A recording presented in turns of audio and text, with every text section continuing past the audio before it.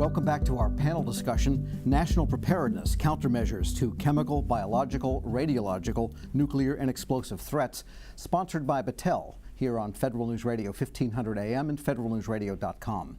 My guest today are Major General Richard Gallant, Commander of the Joint Task Force Civil Support at U.S. Northern Command. Jay Tilden is Associate Administrator and Deputy Undersecretary for Counterterrorism and Counterproliferation at the National Nuclear Security Administration. C.J. Johnson, Assistant Director of the Product Acquisition and Deployment Directorate at the Domestic Nuclear Detection Office, and Dr. John Fisher, Director of the Chemical and Biological Defense Division at the Homeland Security Advanced Research Projects Agency, and Matt Shaw, Vice President and General Manager for Chemical, Biological, Radiological, Nuclear, and Explosive Defenses at the Battelle Memorial Institute. And so let's talk about some of the activities that happen when there is a threat, and how things swing into action, and how the interaction occurs between the federal government, in this case the military, because we're going to start with you, General Gallant, and state and local officials, governors, and so forth. Hey, Tom, great question. And in the last segment, we talked a little bit about some of the training that we're doing. And I think we have to just touch on that again, because if you're not training through these scenarios continuously, you will stumble when it comes time to response. So, I talked about some of the training, nested training that we do with the federal agencies, whether it's FEMA, DHHS, Center for Disease Control, whoever may be the lead federal agency. And it's different in the homeland here because the Department of Defense, U.S. NORTHCOM, JTFCS, my unit, we would always be in support. So you start with, we have to understand the language of whatever agency we're working with. We use the National Response Framework. That's how we organize so that we can, and we build those relationships. So when something like that happens, all the clutter of the ambiguity, the confusion about languages, acronyms, etc. is gone. We know how they operate, and we operate on their terms. So to do that, we've established a couple things that, Department of Defense we all recognize is big and in some cases very lumbering, right? And we sometimes can't get out of our own way. And all the community, all the governor wants is a unity of effort to meet whatever response it is. So the Department of Defense has developed a concept called the dual status commander. So we talked about how all responses are local. So the first responders get in there, the state employs their extensive and growing response capabilities, and then once that capacity is exceeded, the governor would request up to the president to have a federal response. And if it was determined that Department of Defense was the right agency to go to, it would come down through Department of Defense to Northern Command, in a CBRNE incident to JTFCS. It sounds cumbersome, but because we train it, because we exercise it, it is very expeditious. If something really bad was to happen, I monitor it 24 hours a day, and I'm on a 2-hour string, my headquarters, so if something happened, I bring everyone in my headquarters, and we could get on airplanes within 4 hours. And then the phone calls and the verbal orders would come to get me to a response as quick as possible. Now, once we are there, we are integrated with the local responders, the state responders, and a framework that we've set up is called a dual status commander. So one person could lead the entire Department of Defense response, because we don't want to get into confusion about National Guardsmen, active duty members, because in the end, nobody cares, right? They just want unity of effort, response, because these are our families, these are our neighbors. So we just want a unified effort providing the response that's required to whoever requested the response from the Department of Defense. And briefly, do national security events like inaugurations, Super Bowls, that kind of thing, where you know in advance what is going to happen, is that a good training ground for this kind of thing? Yeah, great point, Tom, actually. And every NNSC, these events we're constantly providing, I have Department of Defense experts, all the military people that have, the biologists, the nuclear physicists, they're in my command. They've worked for all the other interagencies. So they're there in all of these events. There's typically a dual status commander I mentioned set up to lead any potential Department of Defense response effort for consequence management. We would augment those staffs to provide any CBRNE related expertise that could be required. And it's a great training opportunity for us also. Okay. So I think it's a great segue here because we interact on the same exercises: Vital, Archer, Ardent Sentry, or Gotham Shield, depending. Those are just kind of the examples of national level exercises where the whole of government comes together to respond to an event. So we basically split out our responses in two ways. One is crisis response. Generally, if it's a counterterrorism event or a nuclear terrorism event. And if it's not inside the continental United States, we support other elements of the DoD, and we have a small element called the Joint Technical Operations Team. That is also, you'll hear a common theme here, M+4, so notification plus 4 hours, it has to be out the door. What do? Is we send a small team forward to advise our DoD colleagues, but we basically rely on secure comms back to our national laboratories, where we can actually get into the depth of expertise about a radiological or nuclear incident. When it comes to major public events, we're all in the same boat together. When it comes to the inauguration, the Pope's visit, the Super Bowl, that is a whole of government, and depending on who's lead, FBI sometimes is the lead, Secret Service sometimes, DHS, and DHS is always there. We deploy as a team, and it is both great.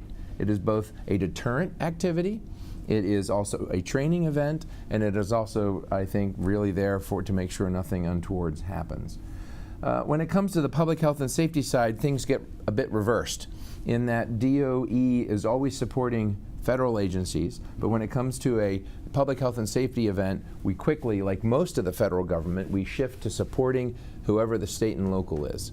So if we had a radiological release because of a fire or a facility or something, we actually have aerial assets very quickly that could deploy to understand if there's a plume, an actual release.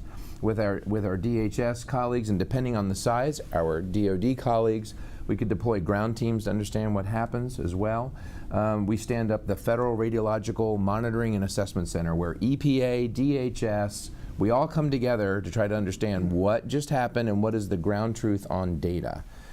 And we also have a supercomputing facility out in Livermore called NARAC. That's the National Atmospheric Release Assessment Capability, where we can actually model all the weather for all of this stuff.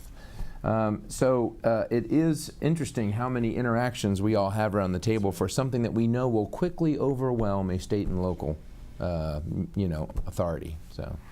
All right, and I wanted to ask CJ, in the acquisition end, sometimes you have to act quickly. That's correct. And so what, if the hotline goes off, do you have contracting activities? Sure. Do you have mechanisms in place? That's a great question. We just exercised this in a tabletop exercise and talked about this very issue. I think what Jay would probably tell you, and some others at the table, is that if we actually have credible intelligence queuing about an inbound nuclear threat, you're talking hours, days, and you're probably not going to procure something in that environment to actually protect, defend the nation. What we're going to wind up doing is reallocating resources that are on hand and available. And so it's more of a logistics exercise at that point. But there are many elements of DNDO that are working within the interagency. In a situation like that, pre-boom, FBI, for example, could be the lead in a rad nuke search operation, or RENZO, and we would be providing support to the Secretary as he's advising and supporting the President. But we provide things like forensic support. We provide support working with Jay's guys. We'll deploy our mobile detection and deployment unit, and his RAP team folks will actually help man that unit to help provide more on-scene capability in those support operations. So it is very much a whole of government scenario, and we all work very closely together to make it successful.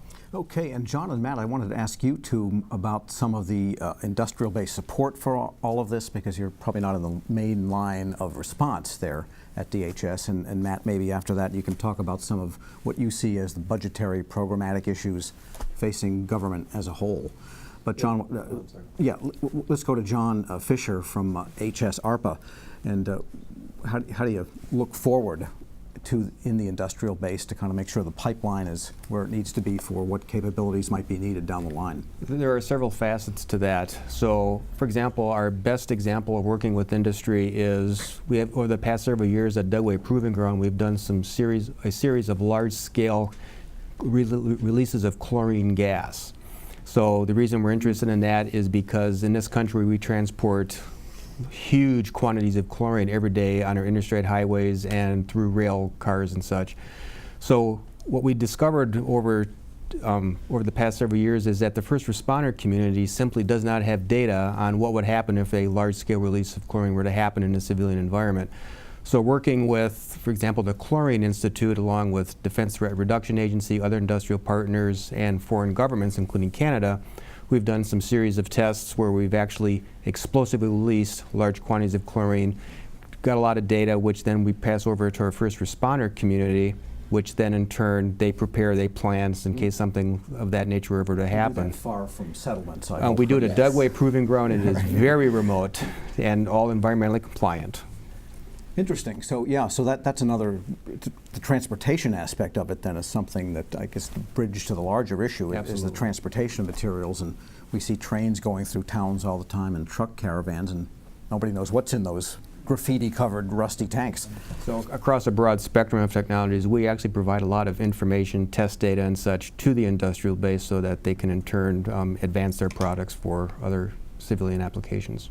Interesting. And Matt, I wanted to ask you about, from the outside of government standpoint, what the whole budgetary funding issue looks like in terms of what's needed for protecting the country in the CBRNE world. Sure. So certainly over the past decade, we've seen the priorities of DoD and others sort of shift away from ChemBio, and as a result, the ChemBio defense program out of DoD has taken significant hits in their budgets, and of course that affects not only the government labs and the government's own workforce, but the industrial base.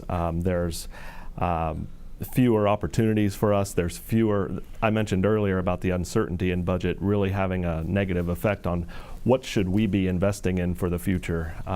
Is there going to be any payoff in the end? So, you know, in our capitalistic environment, industry wants to know what's the payoff going to be, and if we can't see that there's going to be a payoff, you know, yeah, we like to be good guys and be doing the right thing, but we also have to pay our workforce and all. So as the budgets have declined in DoD and in DHS, I guess, you know, we've got these myriad concerns on the technology side. We've got you know, things like drug delivery technologies that are advancing because of the positive nature of those things, but that's potentially enhancing what bad guys can do, the gene editing types of things in CRISPR-Cas.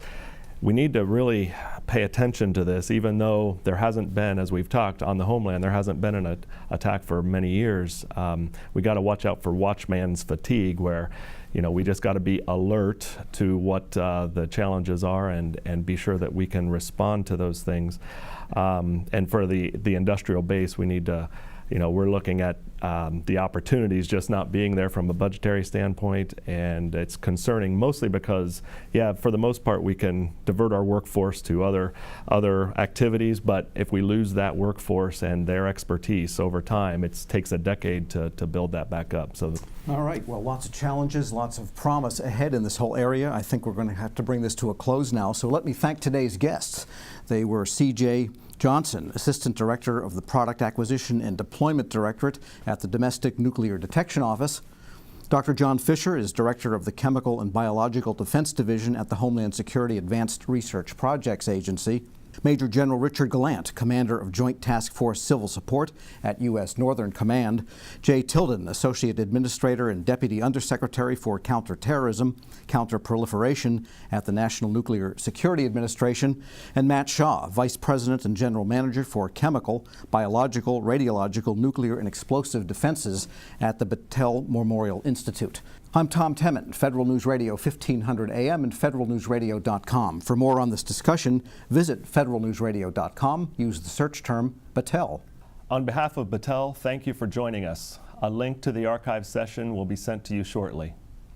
If you requested a training certificate, you will also receive an email with download instructions after the webinar. This concludes our discussion. Thank you.